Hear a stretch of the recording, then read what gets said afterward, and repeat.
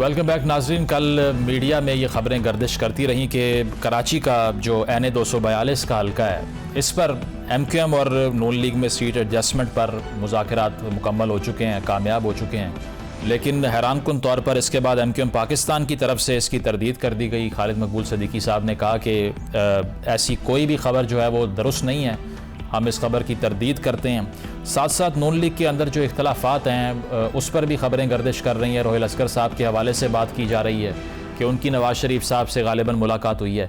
तो किस तरह से नून लीग इस चैलेंज पर काबू पाएगी और इंतखाबी अमल जो है उसमें ताख़ीर क्यों है, इस पर बात का आगाज़ करते हैं। हमारे साथ अज़मा बुखारी साहिबा मौजूद हैं, नून लीग की रहनुमा हैं। बहुत शुक्रिया आपके वक्त का। अज़मा साहिबा, कैसे देख रही हैं पेशावर हाई कोर्ट के आज के डिसीजन को? बल्ला वापस मिल चुका है तहरीक इंसाफ को? जी शुक्रिया मुजम्मिल। बिल्कुल, बल्ला मिले या ना मिले हमें इससे कोई फर्क नहीं पड़ता, लेकिन खुशी की खबर है, अच्छी बात है कि इनको बल्ला मिल गया। कम से कम रोने की जो लिस्ट है उसमें से कोई एक चीज तो कम होगी ना। जो एक खामखा का फेक प्रोपेगेंडा और एक मजलूमियत महरूमियत कार्ड वो लेके चल पड़ते हैं। हरकतें खुद की दुरुस्त नहीं है, इलेक्शन लॉज को उन्होंने फॉलो नहीं करना। उनको जो है वो बिल्कुल लगता है वो हर कानून से मावरा है, वो जो मर्जी करे, उनको कोई पूछ नहीं सकता। तो ये फैसला आ गया है, लेकिन मुझे कम से कम मुजम्मिल इसके ऊपर कुछ बाकी तो चले, ये तो नजर आ रहा है कि सुप्रीम कोर्ट में से भी आज पिटीशन वापस ले ली गई। उनको पूरा पक्का यकीन था कि उनको वहां से जो है वो रिलीफ मिलेगा। हालांकि वो एडजर्न भी कराई जा सकती थी फॉर टुमारो कि जी आज जो फैसला आएगा उसके मुताबिक हम कल बात कर लें, लेकिन उनको वो 100% यकीन था। तो अगले पेशावर हाईकोर्ट भाग भाग के नहीं जा रहे थे ना, कोई तो रीजन थी जहां वो भाग भाग के जा रहे थे। लेकिन यहाँ पर अब जो कानूनी सवाल पैदा होता है वो ये है कि क्या पेशावर हाई कोर्ट की ज्यूरिसडिक्शन पेशावर से बाहर है? और ये इलेक्शन कमीशन का जो फैसला है, ये तो इलेक्शन कमीशन का तमाम जो फैसले होते हैं वो पूरे पाकिस्तान पे जो है इम्प्लीमेंट हो सकते हैं। लेकिन पेशावर हाई कोर्ट की जो ज्यूरिसडिक्शन है वो खैबर पख्तूनख्वा से बाहर नहीं होती, और उनके फैसले जो है उनकी एक लिमिटेड ज्यूरिसडिक्शन है। अब ये फैसला खैबर पख्तूनख्वा की हद तक इम्प्लीमेंट होगा या ये पूरे पाकिस्तान में इंप्लीमेंट होगा, मैं कम से कम इसके ऊपर डबल माइंडेड हूं। मैं नहीं समझती कि पेशावर हाई कोर्ट के पास अपनी हाई कोर्ट से बाहर की ज्यूरिसडिक्शन मौजूद है। नहीं तो ऐसा तो नहीं होगा कि नून लीग इस पर क्लैरिटी लेने के लिए किसी कोर्ट में चली जाए? हमें क्या जरूरत है, हम इलेक्शन लड़ रहे हैं मुजम्मिल, हम तैयारी कर रहे हैं। नहीं, हम तैयारी कर रहे हैं, बल्ला और नो बल्ला हमें कोई फर्क नहीं पड़ता। अच्छा। हमारी जो है वो कैंडिडेट्स आज शाम को वरना कल सुबह तो इंशाल्लाह जो है वो अनाउंस हो रहे हैं। उसके बाद हमारे जलसों का एक पूरा स्केड्यूल जो है वो तैयार हो चुका है। 15 जनवरी को पहला जलसा होने जा रहा है। सो हम अब इलेक्शन की तैयारी कर रहे हैं। ये बल्ला वल्ला वल्ला ये हमारा मसला नहीं है, ये जिनका मसला है वो खुद देखें। लेकिन वो मियां जावेद लतीफ साहब कह रहे थे कि उनको शुबा है कि अब भी सहूलतकारी जारी है कहीं ना कहीं, और इलेक्शन कमीशन भी कुछ नहीं कर रहा PTI के अगेंस्ट, हालांकि करना चाहिए क्योंकि उनको धमकियां दी हैं एक्स चेयरमैन PTI खान साहब ने। जाहिर है, मतलब नहीं, ये बात तो दुरुस्त है ना कि सहूलतकारी, तो मैंने तो कहा ना कि अभी तो अगले भाग भाग के पेशावर हाईकोर्ट नहीं जा रहे हैं। मुझे ये बताओ ना, इलेक्शन कमीशन के फैसले को पेशावर हाईकोर्ट ले जाने की कोई एक लॉजिक समझा दो मुझे, क्या हो सकती है सिवाय इसके कि आपको 100% यकीन है कि वहां पर आपको जो है वो रिलीफ मिल जाएगा, या वो जो एक इनका बड़ा पेट जुमला है साड़ी गाल हो गई है। फिर आई डोंट नो, फिर पता नहीं, आई डोंट, ये तो ये यही बता सकते हैं। और सुप्रीम कोर्ट ऑफ पाकिस्तान में तरले मिनते करा करके, रजिस्ट्रार के दफ्तर जा जाके मिनते करके, ओपन कोर्ट में मिनते करके पिटीशन लगवाई और आज उसको विड्रॉ कर लिया। ये इतनी सिंपल चीजें तो नहीं है ना, सामने नजर आ रहा है क्या हो रहा है। और जहां तक इलेक्शन कमीशन की बात है, वो बेचारे क्या करें, वो तो मतलब एक ऐसे शख्स के पल्ले पड़ गए हैं कि जिसको हर सूरत हाल में लोगों को धमकियां ही देनी है। अभी उसको खुद का फ्यूचर पता नहीं है, लोगों को वो आर्टिकल 6 लगाने की धमकी देता है। ये हुकूमत में भी उनको शौक था, उनका शौक अभी भी खत्म नहीं हुआ जेल जाके। अच्छा, कराची के हवाले से जो बात हुई वो MQM ने तरदीद कर दी, कोई सीट एडजस्टमेंट नहीं हुई NA 242 के ऊपर, तो ये मिसकम्युनिकेशन है या मिसकमिटमेंट है? नहीं, मेरा ख्याल है कि मीडिया को बहुत जल्दी होती है खुद से जो है जराए से खबरें देने का। अब जराए बेचारे कितने मुस्तनद होते हैं, जराए बेचारे जो है उनकी खुद की बात हुई होती है नहीं हुई होती है, मतलब एक क्वेश्चन मार्क होता है। ये बात दुरुस्त है कि MQM के साथ, GTA के साथ हम सिंध के हवाले से एक अच्छे नोट पर जो है वो पहुंच चुके हैं। अब उसमें 242 शामिल होगा नहीं होगा, उसमें कौन कौन से हल्के शामिल होंगे, मेरा ख्याल है इसकी ऑफिशियल स्टेटमेंट का और ऑफिशियल अनाउंसमेंट का हमें इंतजार कर लेना चाहिए। अच्छा, और इस्तेकाम पाकिस्तान के हवाले से कुछ सेटल हुआ? पार्टी में 2 आवाजें हैं, हमने तो ये सुना है।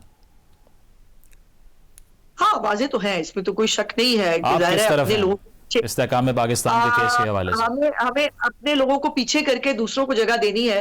तो मेरे लिए भी कोई इतनी फेवरेट सिचुएशन नहीं है।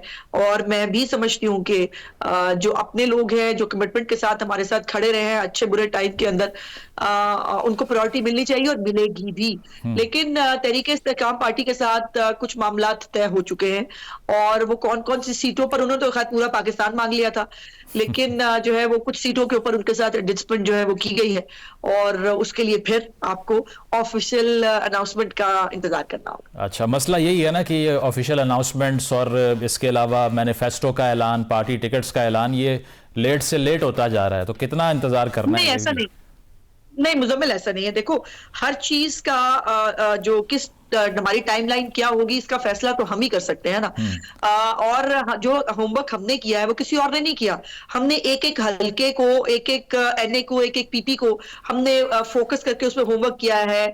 183 घंटे 2300 उम्मीदवारों के इंटरव्यू हुए हैं, और उसमें से फिर चीजें सॉर्ट पे बहुत सारे झगड़े भी होते हैं। ये नाराज है, वो नाराज है, 8-10 लोग उम्मीदवार हैं, उनमें से किसी एक को चुनना है, बाकियों को जो है वो किस तरह से साथ चलाना है, ये बहुत बड़ा काम होता है। और दूसरी बात ये है कि जहां तक मैनिफेस्टो की बात है, मैनिफेस्टो बिल्कुल हमारा तैयार है, उसकी ब्रीफिंग और मंजूरी भी तकरीबन ले ली गई है लीडरशिप से। और अब किसी दिन हम एक बहुत अच्छे, एक ऑर्गेनाइज तरीके से एक फंक्शन के अंदर उस मैनिफेस्टो को जारी भी करेंगे। और हमारा मैनिफेस्टो खामखा ना ख्याली पुलाव है और ना झूठे वादे हैं। वो तमाम चीजें हैं जो इम्प्लीमेंट हो सकती हैं, और मियां साहब की बहुत स्ट्रिक्ट इंस्ट्रक्शंस थी मंशूर कमेटी को भी, कि ऐसी कोई जो है वो झूठा वादा जो है वो हम नहीं करेंगे अवाम के साथ। जो हम कर सकते हैं उसी का वादा किया जाएगा। तमाम सेक्टर्स को इसमें इनकॉर्पोरेट किया गया है, और 15 जनवरी को जो है वो पहला जलसा भी होने जा रहा है। हम अपने होमवर्क के साथ मैदान में उतर रहे हैं, खामखा हवा में तीर नहीं चला रहे। लेकिन वो पीपल्स पार्टी को डाउट ये है ना, वो कह रहे हैं कि शायद नून लीग की किसी नाल गल हो गई है, तो इसीलिए वो कैंपेन का आगाज ही नहीं कर रहे। सानू साडी गल दा उन्होंने इतना गम नहीं, उन्हों दी गल किसी नाल नहीं हो गई, उन्होंने गम ज्यादा है और वो बेचारे इस गम में घुले चले जा रहे हैं। सो मैं मुझे हैरत ही होती है कि खुद ने तो अभी तक पंजाब के उम्मीदवार दिए नहीं, और कितने उम्मीदवार दिए हैं पता आपको पीपल्स पार्टी ने, या कितने वो दे सकेगी, ये बहुत बड़ा सवाल है। हमें उम्मीदवार पूछ रही है पीपल्स पार्टी, खुद ने दे दिया उम्मीदवार पंजाब के अंदर। ये बिलावल साहब जो है ना, वो इमरान खान सानी 2 बनना चाह रहे हैं, तो उनकी मर्जी है। अगर वो उस लेवल पे गिरना चाहते हैं, अगर उसकी जबान इस्तेमाल करके वो उस लेवल के जो है वो लीडर बनना चाहते हैं, तो गुड फॉर हिम, हम क्या कह सकते हैं। सही। और हम एक डिसेंसी रखेंगे, हम वहां तक नहीं गिरेंगे जहां तक जो है बिलावल साहब या उनकी पार्टी गिर रही है। मतलब ये जो डिलेइंग टैक्टिक्स का इल्ज़ाम लगता है, सेनेट से करारदाद पास हो गई, उस पर भी लोग कहते हैं कि नून लीग की टॉप टियर लीडरशिप से उस तरह कंडेमनेशन नहीं आई, उन्होंने वोकली नहीं कहा कि बहुत गलत हुआ है ये, तो ये सब बेसलेस है। कमाल बात करते नहीं, कमाल बात करते हैं। एक पीएमएलएन का सेनेटरी तो था, नहीं, अफनान साहब ने खड़े तो होकर on the floor of the house उसको जो है वो बाकायदा उसको जो है उसको अपोज भी किया, उसके खिलाफ तकरीर भी की। पीटीआई के और जो पीपल्स पार्टी के सेनेटर साहब तो मुंह में घुंघरियां डाल के बैठे रहे, वो तो ये भी नहीं कर सके। और फिर जो हमारी तर्जुमान है, उनकी तरफ से पार्टी का स्टेटमेंट उनकी तरफ से जारी होता है, और उन्होंने इसके ऊपर स्टेटमेंट जारी किया, और उसी दिन जारी किया कि हम कतई तौर पर इलेक्शंस को आगे ले जाने की किसी भी मुहिम जोई का हिस्सा नहीं बनेंगे, और इलेक्शंस आगे नहीं जाने चाहिए। हम 8 फरवरी के लिए बिल्कुल तैयार है। लेकिन आपको भी लगता है कोई कंस्पिरेसी चल रही है डिले करने के लिए? कभी कहा जाता है इलेक्शन कमीशन के कुछ लोग इस्तीफा दे देंगे, कभी कुछ और बात सामने आती है, तो ये अनसर्टेनिटी क्यों है अब तक? नहीं, हमारे मुल्क में ना मुझे लगता है कि या तो हमारे मुल्क के लोगों ने इमरान सीरीज बहुत पढ़ी हुई है, या वो जेम्स बॉन्ड 007 की जो है वो मुझसे बहुत मुतासर है। हर वक्त वो कोई ना एक कॉन्स्पिरेसी थ्योरी निकाल के ले आते हैं, अब ये होने वाला है, अगले 24 घंटे में वो हो जाएगा। कुछ भी नहीं होगा। ये अगर कुछ लोगों की ख्वाहिश और सोच है भी, तो मुझे यकीन है कि ये इम्प्लीमेंट नहीं हो पाएगी। अच्छा। और काजी फरीसा साहब जो है वो जब तक चीजें से तो पाकिस्तान है, 8 फरवरी को इलेक्शन होकर रहेगा। ठीक है, बहुत बहुत शुक्रिया। आज़मा बुखारी साहिबा हमारे साथ मौजूद थी। उनका कहना यही था कि इलेक्शन में किसी भी किस्म का इल्तवा कम अज़ कम नून लीग के हक में नहीं है, और वो इसको सपोर्ट भी नहीं करेंगे। एक ब्रेक शामिल करते हैं प्रोग्राम में।